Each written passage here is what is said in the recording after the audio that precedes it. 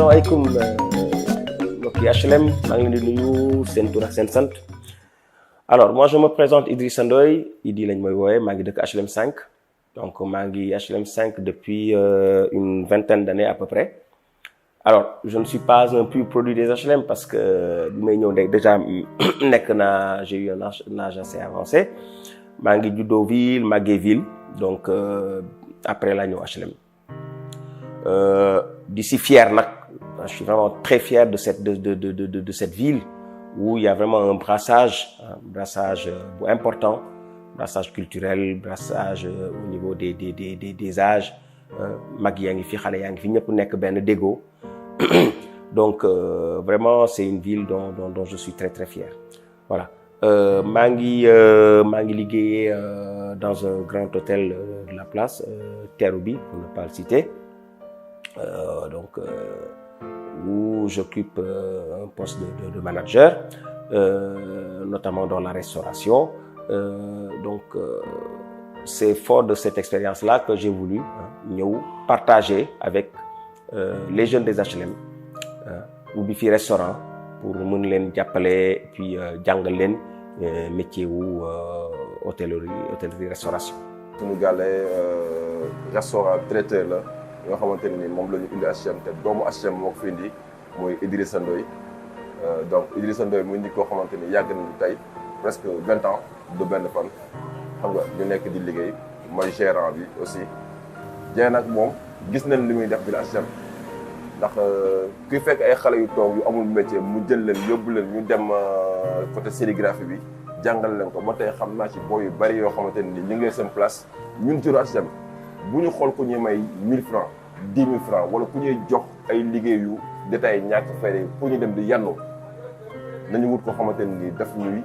jox métier li mu jox booy métier la te booy ñu ngi gagné seen àdduna ndax loolu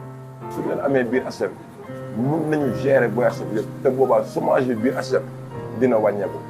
J'ai beaucoup de jeunes yoo xam ne maa ngi leen di former fii au niveau du restaurant j'essaie aussi autant que faire se peut de leur trouver un emploi notamment dans l'hôtel où je travaille ou dans d'autres hôtels aussi donc su ma leen si mënee jàppale rek les jeunes des HLM dama koy def. bon dañ koy seedal lu rafet quoi ndax en fait dafa nekk si koñ bi nekk fii di job yàgg si liggéey bi mu fekk si ñun tamit ñu nekk ay doomu HLM di liggéey ñuy jaay sunu café gi di jaay sunu nambe bi ba tey mu ñuy encouragé mën a doon benn entreprise bu mag moo waral chaque jour day ñëw xam nga mu ñuy imposer liggéey bi mu ñuy woon liggéey bi waaw vraiment daal mais ñu ngi xaar daal tamit ñu ngi xaarandi bopp ñi nga xam ne tamit bon dañoo jóg pour defar HLM ñu ñëw jàppale jeunes yi. L'anecdote c'est que on s'est rencontrés à Paris mu ñëw di jënd ci matériel et comme par hasard on se rencontre et puis c'est là qu'on s'est reconnus et puis voilà on parlait des HLM xamante waxante mais on s'est rendu compte que tous les deux on est quand même des acteurs de développement de cette ville-là. Maintenant le monde est bizarre on habite à côté on ne se connaît pas et puis il faut qu'on aille à 6000 km d'ici pour se rencontrer et on a parlé de beaucoup de choses de beaucoup de projets et on a vu qu'on avait vraiment les mêmes centres d'intérêt les mêmes projets pour notre ville et pour les jeunes. C'est pour ça que c'est quelqu'un que j'apprécie beaucoup parce qu'il fait énormément pour les jeunes de cette ville-là. Il se donne à fond. Modou baax na Modou il est ouvert et c'est quelqu'un qui ne lésine pas sur les moyens pour aider les jeunes. Et voilà, ensemble on essaie de faire et avec d'autres on essaie de faire un travail quand même assez extraordinaire pour mettre en place des projets pour les jeunes. ñu ngi woowaat autorités yi surtout ku mel ni Modou Dieng bi nga xam ne dafa nekk ci HLM yàgg HLM nekk doomu HLM yàgg bëgg a doon maire HLM ñun ànd ak na moom fu ne waaw léegi nag ñu ngi koy ñaan ak autorités yi nga xam ne ay Modou Dieng ñu ñëw gestu waa koñ bi ndox yi nga xam ne dañuy taa fii nii chaque année lii rek la ñuy am problème boobu rek la ñuy am bouger bi day génn comprendre nga te xam nga amul toppatoo looloo waral lii yëpp ngay gis ni tiwo yi ñu changé ñu ko defar HLM doxal gox bi Modou Dieng ñun doomu HLM yi ñun waa koñ bi fii ancien police ñu ngi lay woo yow nga ñëw jàpp si HLM.